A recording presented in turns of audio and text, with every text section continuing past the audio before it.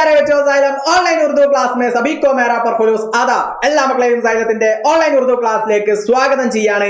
നാളെയാണ് നമ്മുടെ പരീക്ഷ. വളരെ ഇമ്പോർട്ടന്റ് ആയിട്ട് നമുക്ക് പഠിച്ച് നമ്മുടെ ഉറുദുവിൽ നല്ല മാർക്ക് നേടേണ്ടതായിട്ടുണ്ട്. നിങ്ങൾ ഒന്നുകൊണ്ടും പേടിക്കേണ്ട, അടിപൊളിയായിട്ട് നമുക്ക് എന്ത് ചെയ്യാം, നല്ല മാർക്ക് നേടാം. അപ്പൊ ഇന്നത്തെ വീഡിയോയിൽ സാർ വന്നിട്ടുള്ളത് വളരെ ഇമ്പോർട്ടന്റ് ആയിട്ടുള്ള ഒരു ചോദ്യം ഡിസ്കസ് ചെയ്യാനാണ്. എന്താണ് ആ ചോദ്യം എന്നുള്ളത് എന്റെ മക്കൾ നോക്കിക്കോ. പാൽത്തോ ജാൻവർ ഓർ പരിന്തേ അലഗ് അലഗ് ഖാനോ മേ ലിഖിയേ. പാൽത്തോ ജാൻവർ വളർത്തുമൃഗവും അതേപോലെ ആ വളർത്തുമൃഗം പാൽത്തു ജാൻവർ എന്ന് പറഞ്ഞാൽ വളർത്തുമൃഗം ഓർ പരിന്തേ അതേപോലെ പക്ഷിയും തമ്മിൽ എന്ത് ചെയ്യണം, വ്യത്യസ്തങ്ങളായിട്ട് നിങ്ങൾ എന്ത് ചെയ്യണം, തരം തിരിച്ച് എഴുതണം. അപ്പൊ ഇതിൽ കുറച്ച് മൃഗങ്ങളും വളർത്തുമൃഗങ്ങളും അതേപോലെ പക്ഷികളും ഉണ്ട്. ഇത് രണ്ടും എന്ത് ചെയ്യണം, രണ്ടായിട്ട് തരം തിരിക്കണം. അപ്പൊ ഇവിടെ ഒരുപാട് പേരുകൾ തന്നിട്ട് നമുക്ക് അത് നോക്കാം. ആദ്യം തന്നിട്ടുണ്ട് സുവർ, അല്ലെ, കഴുതയാണ്. സുവർ എന്ന് പറഞ്ഞാൽ കഴുതയാണോ? സുവർ എന്ന് പറഞ്ഞാൽ പന്നിയാണ് കേട്ടോ. പന്നിയാണ് സുവർ എന്ന് പറഞ്ഞാൽ. ഈ ചിത്രം കണ്ടിട്ട് നിങ്ങൾക്ക് ഇപ്പൊ കഴുതമായി തോന്നുന്നുണ്ടോ? പന്നിയല്ലടാ. അപ്പൊ പന്നിയാണ് സുവർ എന്ന് പറഞ്ഞാൽ. മുർഗ എന്ന് പറഞ്ഞാൽ കോഴിയാണ്. കബൂത്തർ എന്ന് പറഞ്ഞാൽ പ്രാവാണ്. ഗായ് എന്ന് പറഞ്ഞാൽ പശുവാണ്. മുർഗ എന്ന് പറഞ്ഞാൽ പിടക്കോഴിയാണ്. അപ്പൊ ഇത് പൂവൻകോഴി, ഇത് പിടക്കോഴി. പിന്നെ ബില്ലി, ബില്ലി എന്ന് പറഞ്ഞാൽ എന്താ? യെസ്, പൂച്ചയാണ്.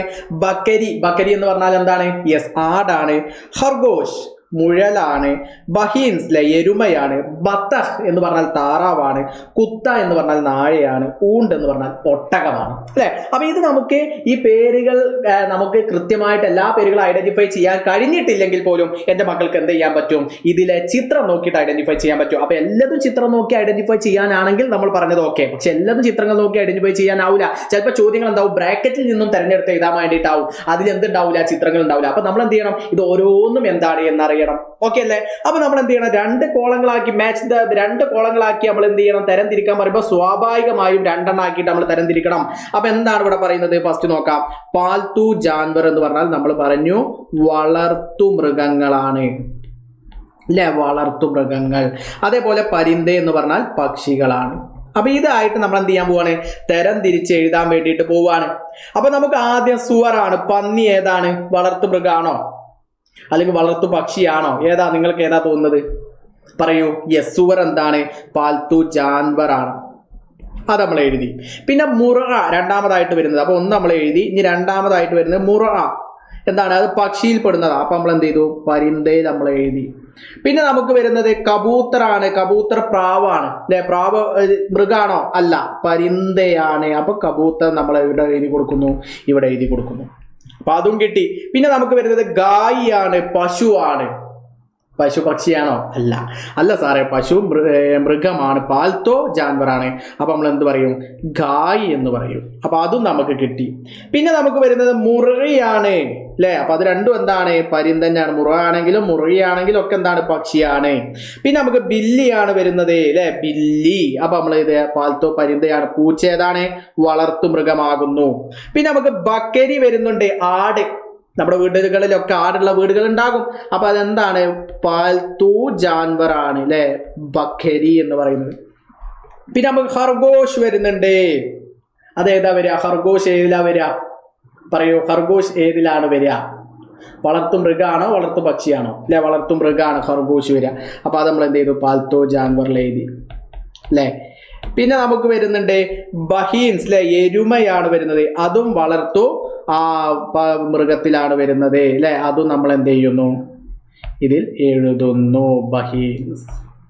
അത് നമുക്ക് കിട്ടി. പിന്നെ നമുക്ക് വരുന്നത് ബത്തഹ്, അല്ലെ? താറാവാണ്. അപ്പൊ അത് പരിന്തയിലാണ് വരുന്നത്. അത് നമ്മൾ എന്ത് ചെയ്തു, നല്ല വൃത്തിക്ക് എഴുതി കൊടുക്കുന്നു, ബത്തഹ് എന്ന്. പിന്നെ നമുക്ക് വരുന്നുണ്ട് കുത്ത വരുന്നുണ്ട്, അല്ലെ? കുത്ത എന്ന് പറഞ്ഞാൽ നാഴയാണ്. അത് ഇതിലാ വരിക, വളർത്തു മൃഗത്തിലാണ് വരുന്നത്. പിന്നെ നമുക്ക് വരുന്നത് ഏതാ, ഊണ്ട് വരുന്നുണ്ട്. ഒട്ടകം, ഒട്ടകവും നമ്മൾ വളർത്തു മൃഗത്തിലാണ് എന്ത് ചെയ്യുന്നത്, വരുന്നത്. ഇത്തരത്തിൽ മനോഹരമായിട്ട് നമുക്ക് എന്ത് ചെയ്യാൻ പറ്റണം, തരം തിരിച്ച് എഴുതാൻ പറ്റണം. സുവർ, ഗായ്, ബില്ലി, ബക്കരി, ഖർഗോഷ്, ബഹീൻസ് ഓർ കുത്ത ഓർ ഊണ്ട്. അപ്പൊ പക്ഷികളിൽ വരുന്നത് ഏതൊക്കെ? മുറ, കബൂത്തർ, മുറി, ബത്തഹ്, അല്ലെ? ഇതാണ് നമുക്ക് ഇതിൽ വരുന്നത്. സിമ്പിൾ ആയിട്ട് നമ്മൾ ഇത്തരത്തിൽ ഐഡന്റിഫൈ ചെയ്താൽ എന്റെ മക്കളെ കാത്തിരിക്കുന്നത് എന്താ, 5 മാർക്കാണ്. സിമ്പിൾ അല്ലേ? സിമ്പിൾ ആയിട്ട് നമുക്ക് എന്ത് ചെയ്യാൻ പറ്റും, 5 മാർക്ക് നേടാൻ പറ്റും. അപ്പൊ ആദ്യം ഇത്തരത്തിലൊരു ചോദ്യം വന്നാൽ എന്റെ മക്കൾ ചോദ്യം കൃത്യമായിട്ട് വായിച്ചു നോക്കുക, കൃത്യമായിട്ട് ഓരോ ചിത്രങ്ങളും ഐഡന്റിഫൈ ചെയ്യുക. മാത്രമല്ല 2 കോളത്തിലാക്കിയിട്ട് ഓരോന്ന് നോക്കി നമുക്ക് അറിയാത്തതുണ്ടെങ്കിൽ അത് ജസ്റ്റ് എന്ത് ചെയ്യാം, മാറ്റി വെക്കുക. ഇങ്ങനെ ഓരോന്നായിട്ട് നമ്മൾ എന്ത് ചെയ്യുക, എഴുതുക. ഇത്തരത്തിൽ അവസാനം നമുക്ക് എന്ത് കിട്ടും, ഇത്തരത്തിൽ നമുക്ക് പക്ഷിയായിട്ടും മൃഗമായിട്ടും ഒക്കെ നമുക്ക് തരംതിരിച്ച് എഴുതാൻ വേണ്ടിയിട്ട് സാധിക്കും. ഇനി അഥവാ നിങ്ങളോട് ഏതെങ്കിലും മൃഗത്തെക്കുറിച്ച് ജുംല തയ്യാറാക്കാൻ വേണ്ടിയിട്ട് പറഞ്ഞു കഴിഞ്ഞാൽ എൻ്റെ മക്കൾ എന്ത് ചെയ്യുക, ഇത്തരത്തിൽ എഴുതാം. അപ്പോൾ ഉദാഹരണമായിട്ട് ബില്ലി. അപ്പോൾ ഏറ്റവും സിമ്പിളായിട്ട് നമ്മൾ എങ്ങനെ എഴുതും? എ ബില്ലി ഹേ, ഇത് പൂച്ചയാകുന്നു. പിന്നെന്ത് പറയാ? എ മേരാ ബില്ലി ഹേ, ഇത് എൻ്റെ പൂച്ചയാണ് അല്ലേ, നമ്മുടെ വീട്ടിലൊക്കെ ഉണ്ടാകുന്ന പൂച്ചയാണ്. പിന്നെ നമുക്ക് എന്ത് ചെയ്താ? ബില്ലി കാ രംഗ്, പൂച്ചയുടെ നിറം. ഇപ്പൊ നിങ്ങളുടെ പൂച്ചയുടെ നിറം ചിലപ്പോൾ എന്താകും? വെള്ളയാകും. അപ്പൊ നിങ്ങൾക്ക് എന്ത് ചെയ്താ? സഫേദ് ഹേ. പിന്നെ നമുക്ക് എന്ത് പറയാ? ബില്ലി ഏക്ക്, നമ്മൾ പഠിച്ചു നേരത്തെ ആ ചിത്രത്തിൽ, പാൽത്തു ജാൻവർ ഹേ, ഒരു വളർത്തു മൃഗമാകുന്നു. അപ്പം ഏ ബില്ലി ഹേ, ബില്ലി ഏ മേരാ ബില്ലി ഹേ, ബില്ലി കാ രംഗ് സഫേദ് ഹേ, ബില്ലി ഏക്ക് പാൽത്തു ജാൻവർ ഹേ. ഇങ്ങനെ എഴുതിയാൽ ബില്ലിയുമായി ബന്ധപ്പെട്ട് ജുംല തയ്യാറാക്കാൻ വേണ്ടി ചോദിച്ചാൽ നമുക്ക് ഇത്തരത്തിൽ നമുക്ക് എഴുതാൻ പറ്റും. സിമ്പിൾ ആയിട്ട് നമുക്ക് എന്ത് ചെയ്യാൻ പറ്റും? പരീക്ഷ നേടാൻ പറ്റും. ഞങ്ങൾ 5ാം ക്ലാസ്സിൽ ആദ്യമായിട്ട് ഉറുദു പഠിക്കാൻ പ്രയാസമാണെന്ന് ഒന്നും വിചാരിക്കേണ്ട. Answer is here.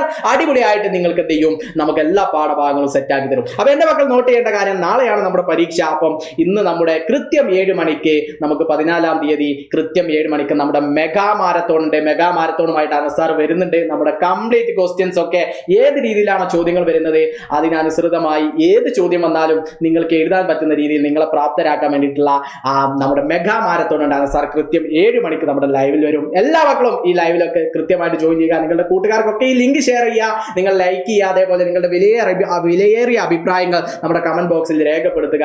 അടിപൊളിയാക്കാൻ നമുക്ക് നാളത്തെ പരീക്ഷ.